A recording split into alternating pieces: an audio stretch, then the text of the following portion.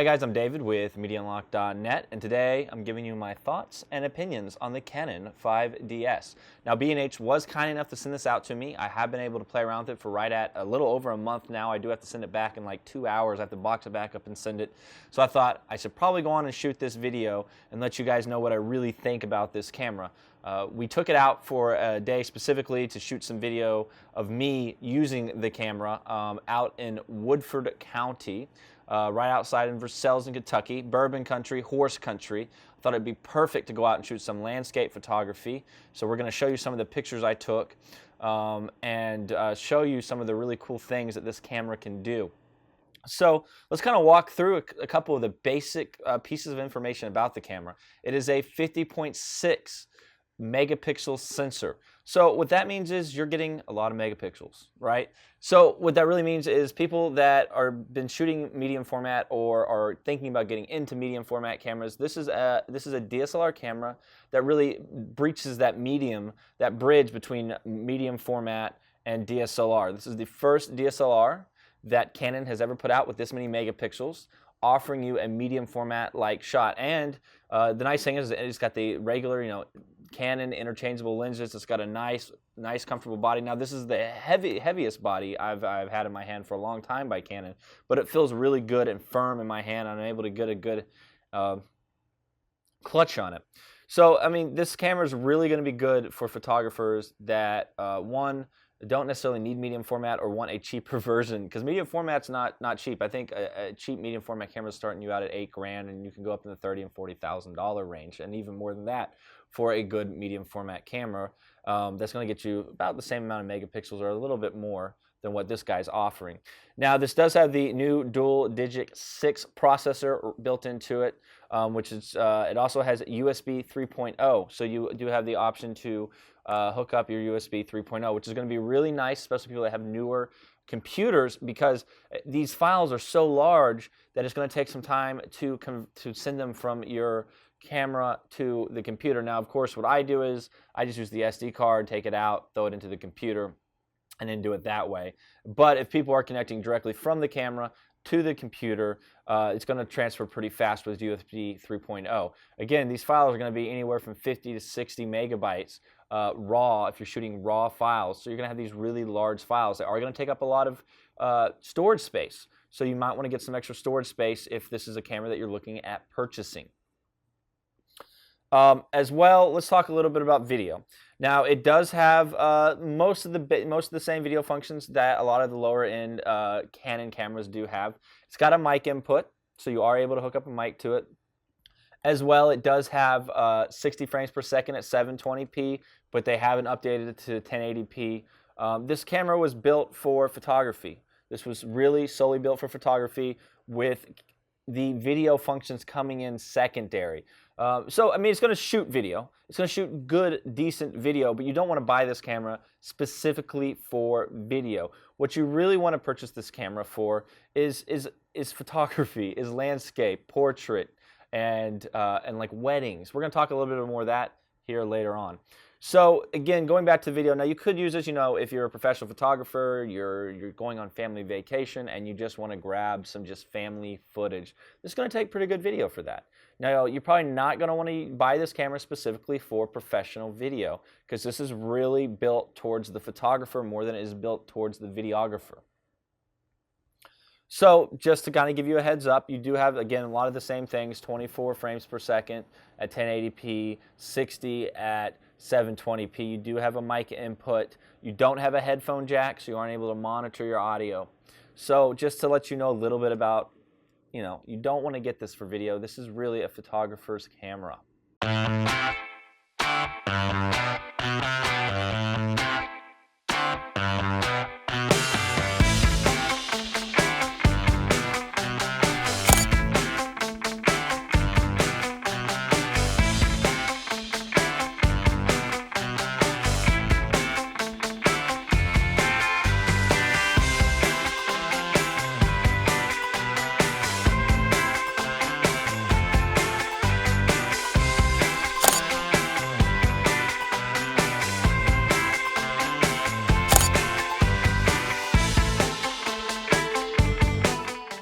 Now, Canon came out with another camera called the 5DSR, which has a low-pass filter in it. So what that means is that low-pass filters, if you get the 5DSR, it's going to give you a little bit of a sharper image when you shoot, and you won't get as much blur. Again, if you zoom way into a photo, you may see a little bit of that weird-looking blur effect, where that should be cleaned up a little bit better with the filter. Now, it's not going to be a massive difference, but people that are pixel peepers may notice the difference from the 5DS and 5DSR when you put two of the same photos next to each other. But the other drawback is that with the 5DSR is one, it's going to cost you a couple extra $100, and if you're going to be shooting a lot of stuff with like patterns in it, and you get some moiraying with that low pass filter, with taking that that low pass filter, so that is an issue with the 5DSR. Now, this is very similar to what Nikon did with the D800 and the D800E with the low pass filter in their system. So again, the 5DSR, they added in the low pass filter on that, and they don't have it in the 5DS, and you're looking at a couple $100 difference in price. So that is something that you will have to make a decision if it's something that will suit you or not as a photographer if you need that. For me, the 5DS did everything I needed it to do. It took amazing, clean pictures, very sharp. I was just very satisfied with the 5DS.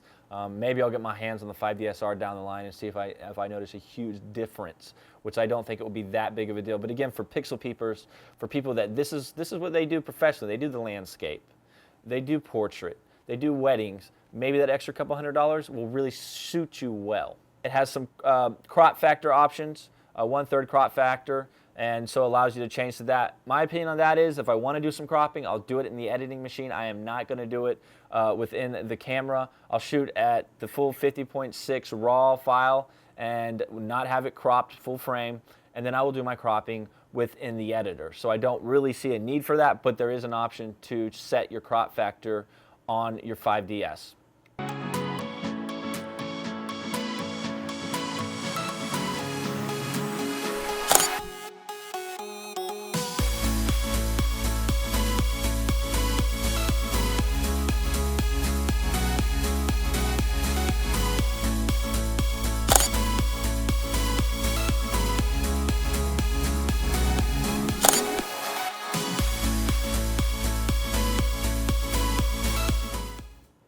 Who was this camera really geared for? As I've kind of mentioned early on in this video, I really feel like the camera was geared for specifically wedding photographers, landscape photographers, portrait photographers. It is not for low light photographers. Now again, the low light capabilities with this camera, you can't really go over 3200. Some photographers won't even say that 1600. They'll say 1600 is the max for this camera.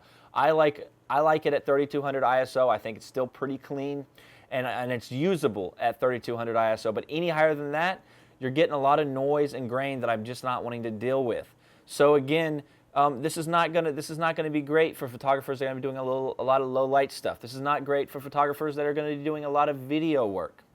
You can still get some pretty amazing astro photography, pictures of the stars. I did not get a chance to shoot stars, unfortunately, because it was raining and overcast during the month when I would have had the availability with the moon not being there. Well, the moon at its new phase, allowing me to shoot the stars and see them at their brightest. So, but I did look up pictures that people have taken with this camera of the stars. You can get nice star photos. Sports photographers. You can use this as a sports photographer if you wanted. You're only getting 5 frames per second, and it's going to take a second to buffer. So you may miss the shot that you need because your camera cannot keep up with the amount of pictures you need to keep up with the game. But you are getting 50.6 megapixels, so that means you can really crop a photo and still get it looking so crisp and clean. So this may be a good camera, a good DSLR camera for a sports photographer. You just need to understand you're not going to be able to just shoot non-stop because your camera is going to have to take some time to send the information to the SD card and buff before it can start shooting again. So just to give you a heads up. So, I mean, anybody can use this for anything. If it's a videographer and they want to go buy this and this is what they want to shoot video for, I would not suggest it. But guess what? If that's what you want to do with your money and that's how you want to go about things, then go for it. You know, I'm not telling you that you can't go out and buy this because of this, or this. What I'm saying is that this is really geared towards the portrait, the landscape, the wedding photographer. This is where it's going to excel the most with the megapixels, with the low light, the ISO the capabilities, you know, its drawbacks. This is really going to work best for those photographers. So this camera was amazing. I had a blast shooting with it. You know, if I had a bigger need or use for this, so this would be a camera I might be looking into. I do a fair amount of landscape, but I also do a lot of video. So I really want a DSLR camera that is dedicated to just not photography, but video as well. So this camera, specifically for me at this price range, is probably not something I would go out and buy for what I do on my everyday basis. But at this price range, 50.6 megapixels is the closest thing to a medium format camera that's on the market in the DSLR sector right now. I would seriously consider looking at this. At least go to your local store, take some pictures, test it out. I think you'll be pretty impressed with it. The images are so clean and crisp. It's really amazing. So anyways, that is my opinion and thoughts on the Canon 5DS. And if you guys are interested in checking it out or purchasing it, there will be a link directly after this video where you can actually go check it out on B&H. It does help me. It does help the channel stay alive by you guys supporting me and purchasing stuff through B&H, through my links, because it really helps out. Thanks for stopping by and hearing my thoughts and opinions on the Canon 5DS.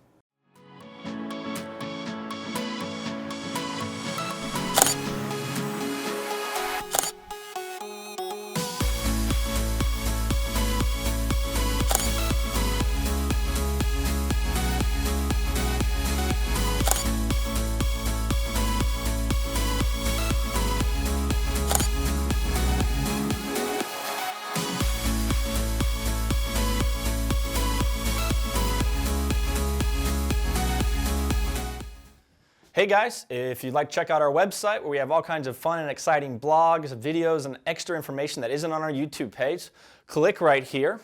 If you'd like to talk to us or contact us and kind of take a look at all the different stuff that we have going on, we've kind of funneled it all through our Facebook. You can hit our Facebook page right here and follow us or like us. Now, if you like to look at cool pictures and behind the scenes stuff, we do that on Instagram right here. So go on and follow us on Instagram. And of course, we got our cute little bird right here, Mr. Twitter, and you can follow us as we do our short tweets.